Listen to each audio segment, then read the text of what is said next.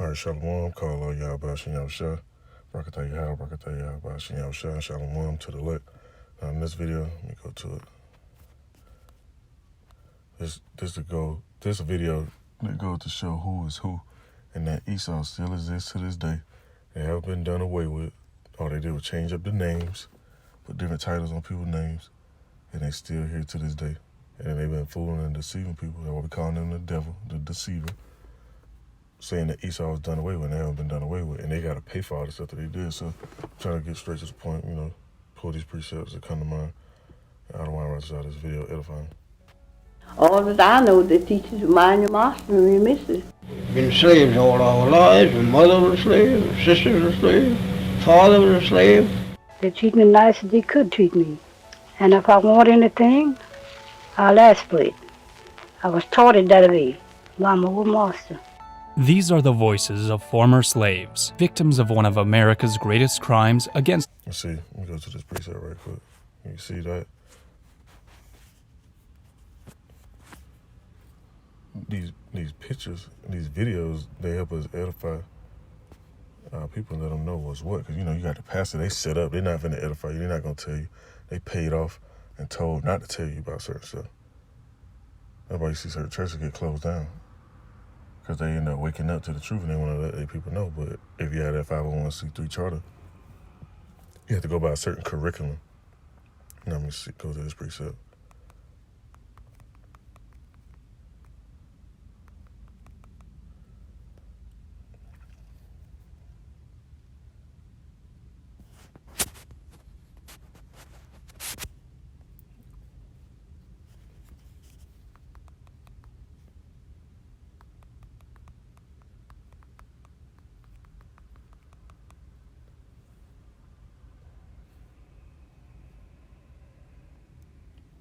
My app on the act a little crazy. See, it's loading. Might have to go to the other one, so bear with me a minute. There we go.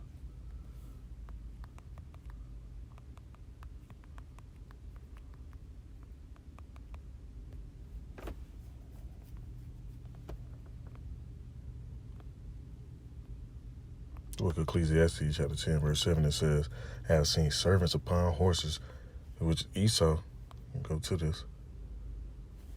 Humanity, listening to them speak and hearing their lament. Slave. They treat me nice as they could treat me. These are the voices of former slaves, victims of one of America's greatest crimes. That's prime example right there. Prime example, man. Can't make this shit up. Say, I have seen servants upon horses and princes walking as servants upon the earth.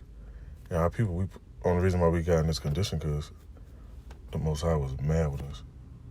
It says, in the scriptures, it says, in my wrath I smote thee. He gave us over to these heathens that allowed them to do this. They weren't stronger than us. They're not smarter than us. They don't have as much flavor as us. Even still to this day, the whole world try to mimic what we do and how we run society and how we do things. I won't say actually run society, but how we influence society, so to speak. The scriptures say, we're the salt of the earth. We got that flavor. We got that salt. If all our people took all our belongings and packed up, they went and moved across seas somewhere. Esau, they wouldn't even allow us to set up how we want to. They'll try to figure out a way to destroy us or throw us up, and they're gonna want to come grab us up again because they need that salt. Let me get this video right here and let it play some more. Against humanity, listening to them speak and hearing their lamentations does a different level of justice than history books ever could. John Henry. And see, I hear that word lamentations. This is a precept that comes to mind. Pastors don't let people know that this book is full of what?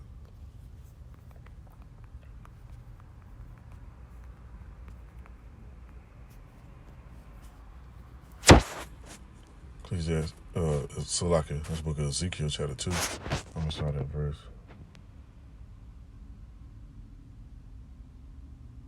I'm starting verse 8. But now, son of man, hear what I have to say until thee. Be not thou rebellious like that rebellious house, because our people still rebellious to this day. They don't really care about this. They don't want to hear about this. They want to turn up and play and party and fuck around and not really prepare spiritually to get ready for what's about to come. When you look at society, stuff moving. But you see Esau get ready to pull another psyop, some old bullshit like they like to pull, and lock this shit down again. You got this third war brewing, the third war. Like the scriptures say that the second war was past, but the third war coming quickly. This third war, we on the brink of this right now, and that's all they talking about is nukes. Read the book of Jeremiah and talk about how they should shoot all the arrows over here, roughly paraphrasing. It said, all you that bend a bow, spare no arrows. These nations, they not sparing no arrows. Let me finish reading this though. It says, be not thou rebellious like the rebellious house. Open thy mouth and eat, and I give thee. When I looked, and behold, a hand was sent unto me, and lo, a roll of a book was therein. And he spread it before me, and there was written within and without, and there was written therein lamentations, mourning, and woe. And see, so-called leaders and pastors, they're not going to warn our people about this stuff. They're not going to warn people about the you-know-what, the charagma, the badge of servitude. They're going to let people go out here and just be blind while they try to go escape and hide out. But they still going to face this judgment. That's why the precept says, warn to the pastor, and my sheep astray. They're going to get that war upon them too. Folk was a storyteller and radio show host who in 1941 started doing interviews with former slaves in a project to bring awareness to racism. One former slave he interviewed was Fountain Hughes. Little did Folk realize this interview would be one of his most important. My name is Fountain Hughes. I was born in Charlottesville, Virginia. My grandfather belonged to Thomas Jefferson. My grandfather was 115 years old when he died, and now I am 101 years old. Although many slaves were kidnapped or abducted, Hughes was different. He was born of slaves, as was his father. He didn't know any other life. It's what they call, we were slaves. We belonged to people. They sell us like they sell horses and cows and hogs and all like that. Have an auction bench, and they put you up on the bench and bid on you, the same as you're bidding on cattle, you know. And see, once again, it's in the precepts, man. It's in the scriptures. Like the scripture says, through thy precepts I get understanding. These precepts all in him, man. If you don't really read, that's why in the book of Revelation it says, blessed is he that readeth. If you don't really read, man, you're not going to know what's up. He's not going to tell you anything, because this is not the white man book. This book completely condemns white people. And they are not white, they're red. They have no melanin. The descendants of Esau. All they did was just change up their name so they can hide out in plain sight. Let me get this preset real quick.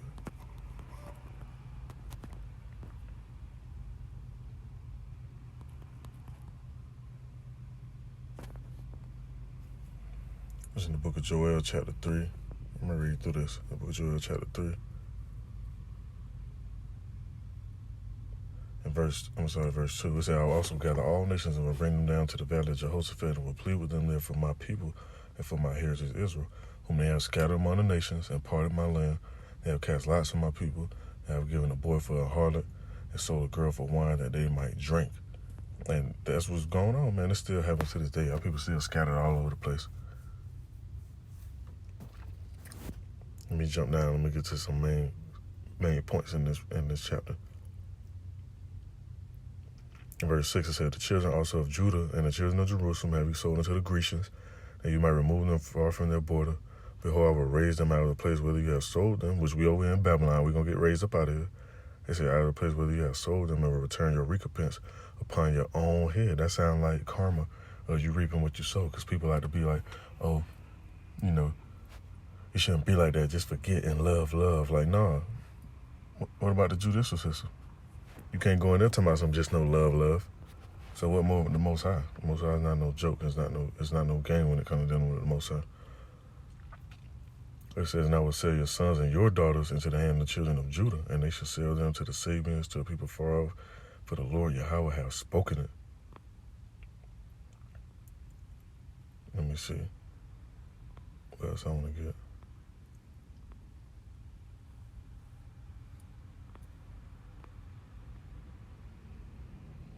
That's it on that. Let me go back a little bit. Finish letting this video play some more.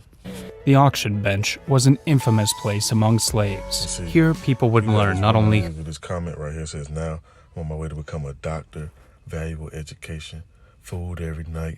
Nice. And see, that food every night thing might go out the window. I'm going to make another video on that after this one. I don't want to write this out. Because it's a famine coming. You got a famine of the word coming. And you actually got a famine on this land coming. And I was looking at some insider videos. They say one of them says 6 months of food is left in Babylon. The other one says 60 days, which is 2 months. So, hey, man, it's going to get real ugly out here, man. Because these stores, as you notice, you go to the stores, you look at all these shelves and all that. Man, a lot of the stores look empty. Everything is spaced out. Certain items not in there that you can't find. Like they try to order certain stuff that's not in stock. So, Babylon is falling, man, right before our eyes. Many, like the scripture say, many kings and princes have desired to see these things. And look, we're seeing these things right now. Now, she says food every night, nice clothes, a clean house, nice environment, a nice school. My ancestors walked so I can run. And this woman clearly forgot about this video right here. Because she got a little goodies, like the scripture say also. A gift destroys the heart. She got gifts. And I didn't realize, and you're still in modernized captivity. Who their future masters would be, but exactly what price a person could put on another person. Sell the women, sell the men, all that. And then if they had any bad ones, they'd sell them to the nigger traders, what they call the nigger traders, and they'd ship them down south and sell them down south. After leaving the auction, they would be at the whims of their new masters.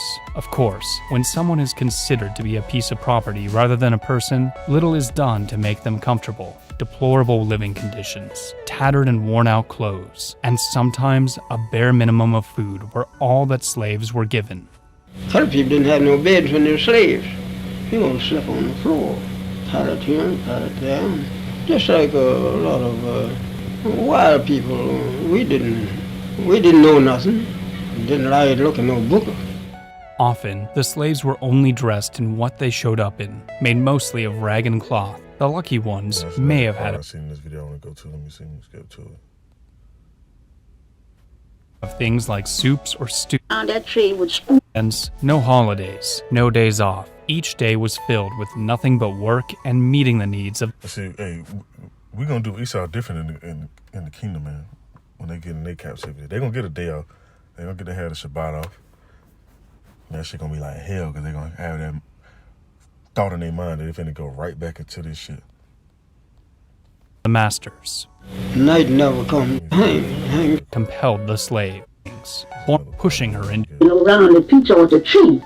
I remember that just as well, looked like to me, I can't. And round the tree and whipped her. And well, she couldn't do nothing but just kick her feet, you know, just kick her feet. But it just had her clothes all down to her waist, you know. Just didn't have her plumb naked, but they had her clothes down to her waist. And every now and then they'd whip her, you know, and then snuff the pipe out on her, you know. She snuffed pipe out on her. You know, the embers in the pipe. I don't know, you ever see the pipe smoking. Blow them out on her? Mm-hmm. Good Lord. Mm-hmm. Even See the people in the background, good Lord. Yeah, man. And Jake like to play like this shit never happened. This is history, man. This is our history. It's in the scriptures. Then you got prophecy that ties into history as well, because this was supposed to happen like that. Because we pissed the Most High off. Now you got the elect waking up and remembering who they are. Like the scripture says, I should bring you into remembrance. Let me go to this other precept real quick.